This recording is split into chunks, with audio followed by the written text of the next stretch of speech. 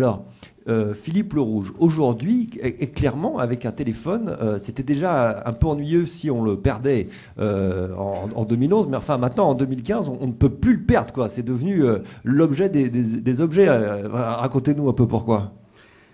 Oui, c'est un fait qu'en 2011, on voyait déjà l'importance du téléphone au quotidien. 4 ans après, j'ai par exemple personnellement complètement abandonné mon porte-monnaie, mes clés, et j'utilise que mon mobile au quotidien pour ma vie et pour accompagner ma vie quotidienne. Ce que je peux faire, c'est vous donner un petit exemple de comment se déroule une journée aujourd'hui, et puis on fera un parallèle par rapport il y a quelques années. Donc le matin, quand j'habite assez éloigné de Paris. Le matin, quand je quitte mon domicile, j'ai plus de clé, donc je passe mon téléphone sans contact devant la serrure. La serrure se verrouille. Quelques secondes après, je reçois un petit message qui m'indique que l'alarme de la maison s'est enclenchée.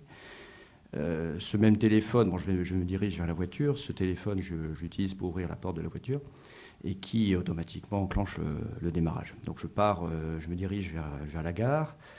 Bon, j'ai un système depuis le GPS connecté au téléphone qui me permet de trouver une place disponible près de la gare.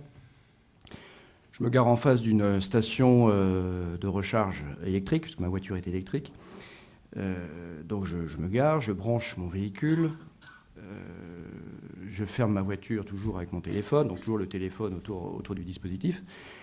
Un petit peu en retard, donc je vais vers le quai, j'en profite à distance depuis mon téléphone pour déclencher le paiement de mon stationnement avec l'application Pay by Phone qui me permet de payer pour la journée, sachant que je vais revenir le soir. Et l'application me permet aussi d'enclencher le paiement de la recharge du véhicule électrique qui va démarrer à 9h puisqu'il est 7h du matin. Et que le stationnement est payant à partir de 9h. Donc l'application gère les Et ça, deux. je peux le faire par n'importe quel téléphone. Ah oui, oui.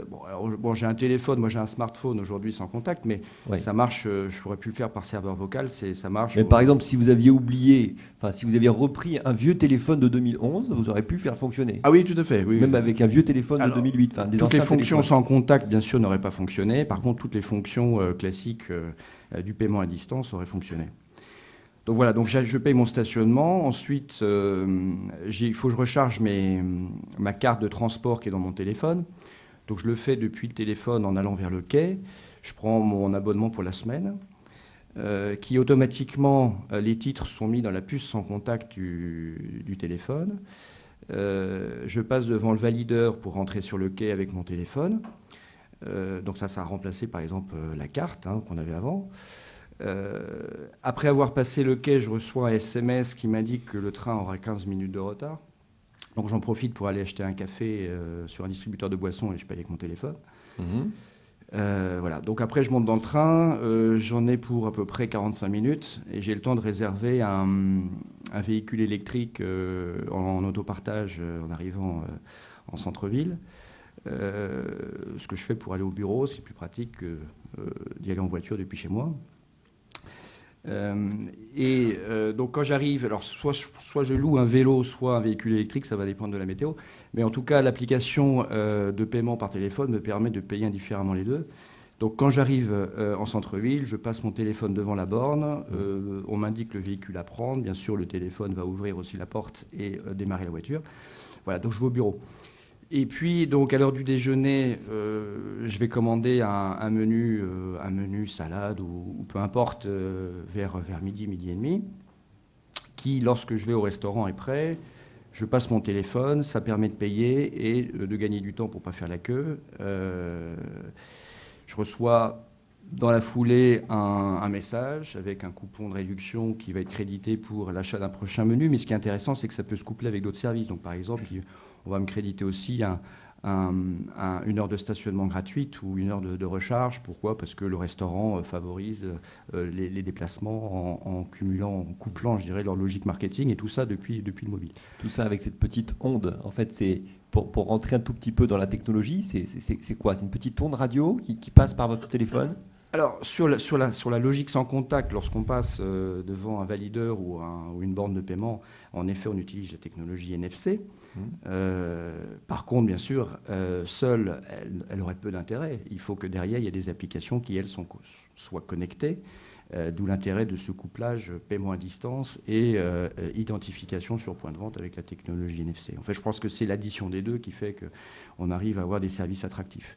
Puis pour terminer ma journée, si vous voulez, après je reçois par exemple vers 15 heures un message qui m'indique que mon stationnement que j'avais pris à la gare le matin va se terminer. Donc à distance, je vais pouvoir rajouter 4 heures de plus pour éviter de me faire verbaliser. Et puis en rentrant le soir, je vais pouvoir, depuis mon téléphone, acheter, faire mes courses ou faire d'autres choses. Voilà. Donc aujourd'hui, j'ai plus de porte-monnaie, j'ai plus de clé, mon téléphone est au centre de tout et simplifie. Je crois que l'objectif à l'arrivée, c'est de simplifier son quotidien. Voilà, ça simplifie parce qu'on a tout dedans et donc il y a un effet un peu boule de neige parce que dans votre scénario actuel, finalement, on voit qu'il y a plein d'acteurs qui adhèrent à cette façon de payer par téléphone, ce qui implique quand même pour eux, bon, un peu ce qui a impliqué en tout cas un peu une remise en question de leur façon de faire payer leurs clients auparavant ou leurs usagers ou leurs citoyens. Oui, je pense que c'est un écosystème qui s'est mis en place, tant au niveau des acteurs, des restaurants, des distributeurs, des magasins, mais surtout au niveau du contexte, je dirais, quotidien, qui sont quand même les villes, les collectivités, qui proposent les transporteurs, et qui doivent être et ont été moteurs pour en arriver là. D'accord. C'est intéressant les causes, hein. Peut-être qu'il faudra qu'on en reparle. Enfin, en tout cas, voilà ce qui se passe en 2015. Vos clients sont contents? Oui, ils sont contents. Pourquoi ils sont contents? Parce que ça va plus vite, parce que c'est plus efficace?